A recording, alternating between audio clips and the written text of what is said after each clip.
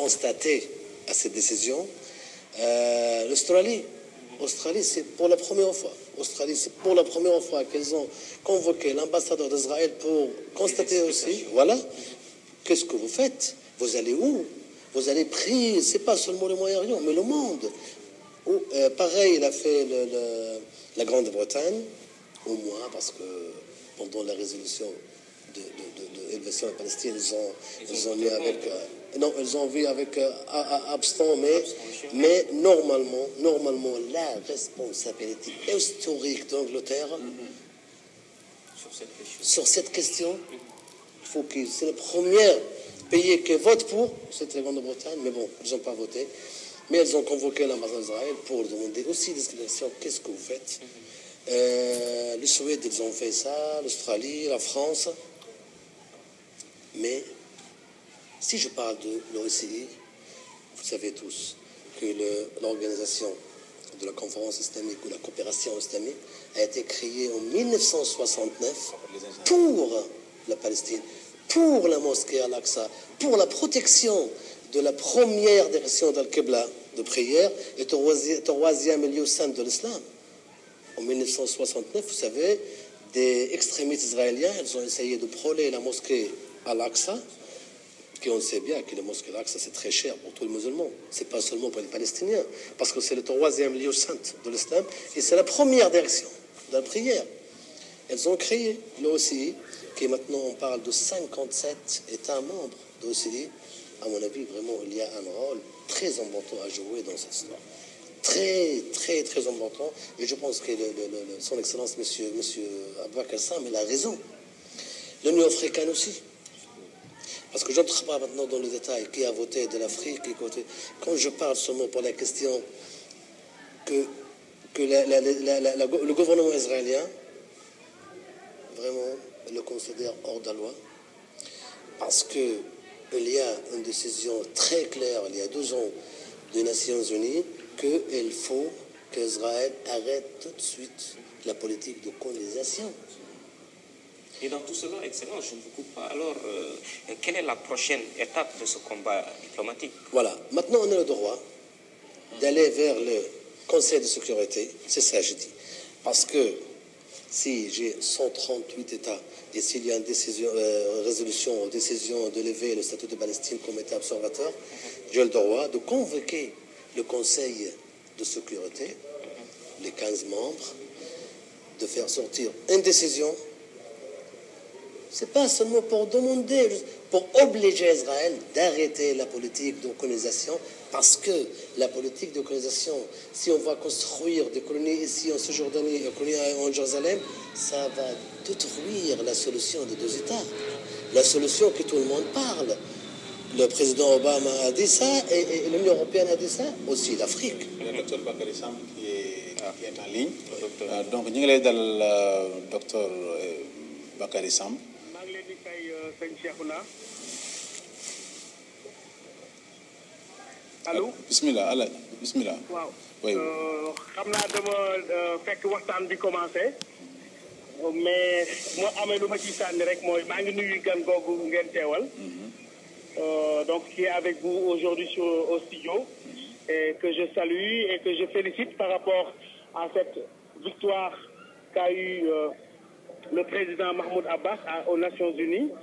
Mais aussi les Palestiniens sont des amis du Sénégal et de longue date, depuis le temps de l'OLP et de Yasser Arafat. Je veux dire que le Sénégal aujourd'hui figure parmi les 3 pays qui gèrent le dossier Al-Quds aux Nations Unies. Mais ce que je donnerais comme conseil à mes frères et amis palestiniens, c'est surtout retrouver l'unité. Aujourd'hui, cela me chagrine en tant que quelqu'un très investi sur la cause palestinienne de voir un gouvernement à Gaza et de voir un autre à Ramallah.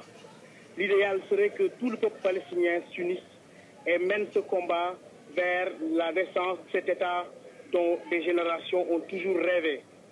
Et je salue au passage l'idée d'ouverture du président Abbas qui a appelé son homologue Ismaël Haniyeh à une retrouvaille de tous les Palestiniens pour qu'enfin voit le jour cet État. Ce que je voudrais seulement ajouter, c'est que la Palestine pourrait aujourd'hui profiter d'une situation très importante. Le monde a changé, avec l'arrivée des frères musulmans en Égypte et au pouvoir avec le président Morsi et les changements géopolitiques majeurs qui font que les États-Unis n'ont plus comme focus le Moyen-Orient, mais se dirigent de plus en plus vers le Pacifique. Ceci est un signe. Je pense que nous, les peuples du tiers-monde, nous ne devons pas rater ce tournant-là. Il faudra pour ce faire être armé d'un bon réalisme en matière diplomatique, mais surtout j'appelle à l'unité parce que le combat du peuple palestinien est un combat pour tous les tiers-mondistes, un combat pour tous les Africains, mais aussi en tant que Sénégalais ayant vécu dans cette zone, je crois qu'il est grand temps que ce peuple prenne son destin en main et que je pense que la victoire est assez proche. Inch'Allah. Donc merci docteur Babacar Samb xam naa ne donc des na ñu war a wax ak imam Ismaïla Deme xam naa ne xëy na dañ ko mën a bëgg a jot boobu ak léegi après dinañ tëj rek lu mat fukki minutes xëy na ligne bi ci donc ñeneen ñi nga xamante ne bi dinañ woote mais donc pour continuer donc sur donc la même question donc aussi il y a quelque chose de très important donc après l'incendie de 1967 qui a provoqué la création de l'organisation de la conférence islamique, mais il y a une incendie silencieuse actuellement donc sous le Masjid Al-Aqsa, donc Masjid Omar. Mais donc les autorités donc d'Israël, ils continuaient à détourner donc le regard du monde islamique vers Al-Khouba du Sahara, donc le coupole doré que donc tout le monde croit que c'est le coupole doré qui est le plus important. Donc alors qu'il continue à pénétrer le sous-sol de Masjid Al-Aqsa, Masjid Omar. Donc je crois qu'il faut parler de cet incendie silencieuse vraiment qui est en train de donc ravager le sous-sol de Masjid Al-Aqsa. Ça, c'est vraiment aussi très, très important. Que vraiment tout le monde musulman, il faut comprendre que on ne peut pas trouver je dis une nationalité qui déteste l'islam comme les Israéliens. Ça, c'est vraiment sûr et certain et je confirme ça. Parce que, comme vous le savez tous, les Israéliens, ils ont commencé le 1967, ils ont, avec la guerre de 6 jours, ils ont mis le Jérusalem ou Al-Quds sous l'occupation. 1969, ils ont essayé de brûler Al-Aqsa, la mosquée de Al-Khattab et aussi le Rome Rocher. Et après, le gouvernement israélien, il a donné des explications pour le monde musulman, comme quoi c'est des extrémistes israéliens, mais ce n'est pas la vérité. En 1971, pareil, ils ont retourné pour brûler la mosquée Al-Aqsa. 1977, pareil. À chaque fois, ils disent, voilà, c'est des extrémistes. Mais tout le monde sait, et actuellement, que la mosquée de Al-Aqsa, c'était gardée par qui? Par les soldats israéliens. Moi, en tant que Palestinien, je ne peux pas entrer pour faire la prière dans la mosquée de Al-Aqsa sans l'autorisation. Et par exemple, chaque vendredi, parce que vous savez, vendredi, c'est le jour de musulmans, c'est les prières, l'armée d'occupation israélienne fait vraiment un cercle autour de Al-Aqsa pour faire interdire les Palestiniens et les musulmans entrer pour prière. Imaginez pour un Palestinien, imaginez pour un Sénégalais, pour aller prier là-bas. C'est pas facile. C'est pourquoi je dis vraiment une responsabilité de l'OCI pour toute l'histoire de Al-Quds. Oui, votre question. Vous savez, ça fait, on parle de maintenant de 6 ans que les Israéliens, ils ont commencé à dire, voilà, on doit de faire la protection de l'Oran de Al-Maghariba, ou la porte de Al-Maghariba. C'est la porte de côté ouest, parce que vous savez, Al-Aqsa, il y a 7 portes, et chaque porte, il a un nom. Quand je dis porte Al-Maghariba, c'est la porte de côté ouest qui monte vers la mosquée Al-Aqsa. Ils ont fermé d'abord pour faire interdire aux musulmans d'entrer, et ils ont commencé de détruire. Pourquoi? Pour arriver au-dessus de la mosquée. Après, ils vont dire, ben voilà, on a essayé de protéger, mais malheureusement, c'est tombé tout seul. C'est ça qu'ils cherchent. Et je vous dis la vérité. Et je lance un appel très urgent à tous les musulmans à partir de votre Touba TV qu'il faut faire attention. C'est ça que les Israéliens cherchent.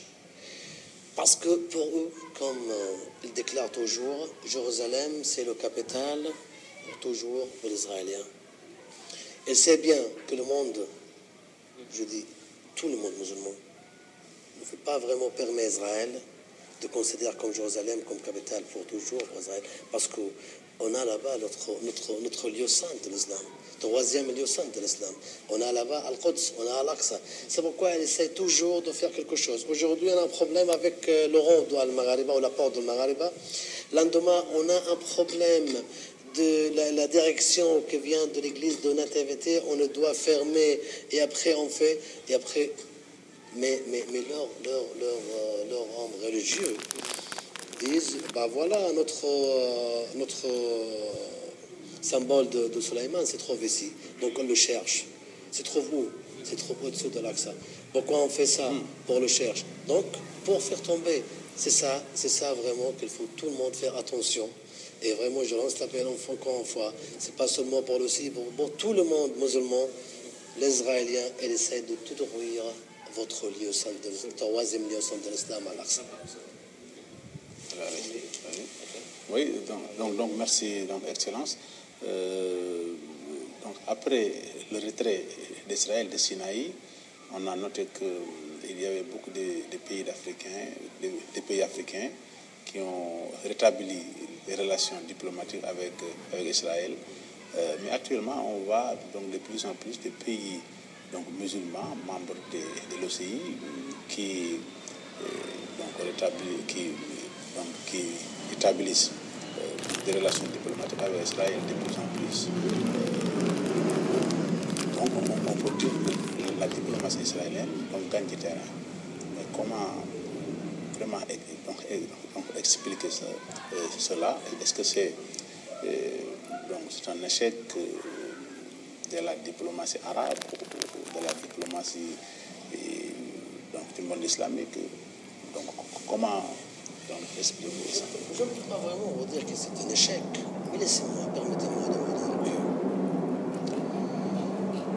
La Palestine n'a jamais demandé à un pays africain, même non africain, de couper les relations diplomatiques avec Israël, ou pour même pas faire des relations. On n'a jamais. C'est pourquoi? Parce qu'on respecte beaucoup la souveraineté, la souveraineté de chaque État. Donc ça vient de l'État même. Par exemple, le Sénégal, il a des relations diplomatiques avec Israël. Mais le Sénégal utilise les relations diplomatiques avec Israël en faveur de la juste cause palestinienne. C'est pourquoi je respecte. Mais oui, il y a des pays africains qui juste, c'est pas seulement après le 77, le camp David entre l'Égypte et Israël, mais je vous dis la vérité, c'était plusieurs fois et plusieurs pays africains ils ont commencé à faire des relations diplomatiques avec Israël, mais malheureusement, ils ont changé leur position en faveur de la Palestine. Parce que si on prend l'histoire, l'Afrique, continent africain, tous les pays africains étaient avec le peuple palestinien et la cause juste de la Palestine. Et si je prends par exemple notre symbole, notre leader, Yasser Arafat, vous savez, quand il a besoin de quelque chose, il vient en Afrique.